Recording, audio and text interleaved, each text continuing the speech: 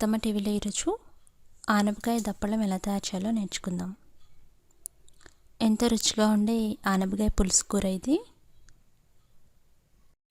దీని తయారీకి కావలసిన పదార్థాలు: లేతగా ఉన్న ఆనపకాయ 1/2 కేజీ, పండిన టమాటాలు 3, ఉల్లిపాయలు మీడియం సైజు 2, పచ్చిమిర్చి 3, కొద్దిగా చింతపండు నానబెట్టుకొని ఉంచుకోండి, నిమ్మకాయ సైజ్ అంతా బెల్లం,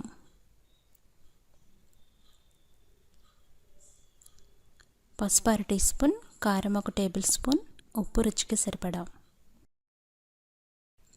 నూనె 1 టేబుల్ స్పూన్, అల్లం వెల్లుల్లి పేస్ట్ 1 టీ స్పూన్. ఇప్పుడు తయారీ విధానం నేర్చుకుందాం. ముందుగా ఆనపకాయని స్క్రాప్ చేసి పెట్టుకోండి. అంటే తొక్క తీసుకొని ఇలా పెద్ద పెద్ద ముక్కలుగా కట్ చేసుకోవాలి.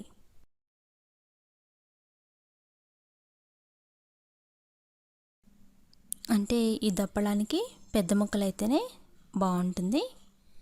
ఈ విధంగా ముక్కలు కట్ చేసుకొని పక్కన పెట్టుకోండి. తర్వాత స్టవ్ వెలిగించి బాండి పెట్టి నూనె వేసి వేడి చేయండి. నూనె వేడైన తర్వాత ఆవాలు వేసి అవి పేలిన తర్వాత తరిగి పెట్టుకున్న పచ్చిమిర్చి, ఉల్లిపాయలు వేసి వేయించండి.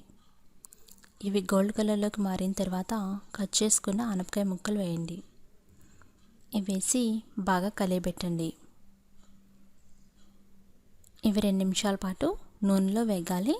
అవి వేగేంత వరకు ఫ్రై చేసిన తర్వాత టమాటా ముక్కలు వేయండి.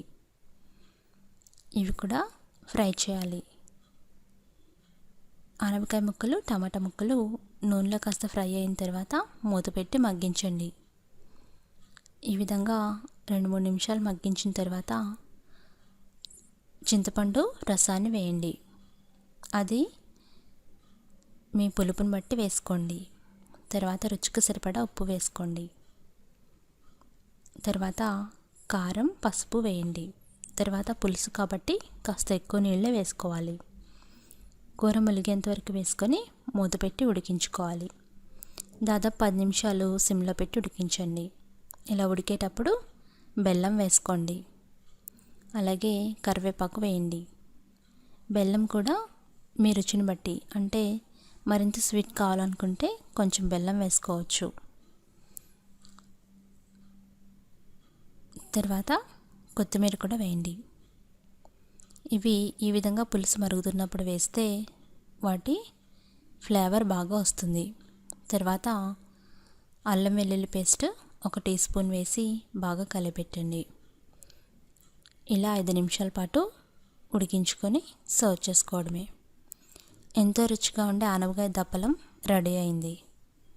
ఇది రుచికరమైన పులుసు కూర.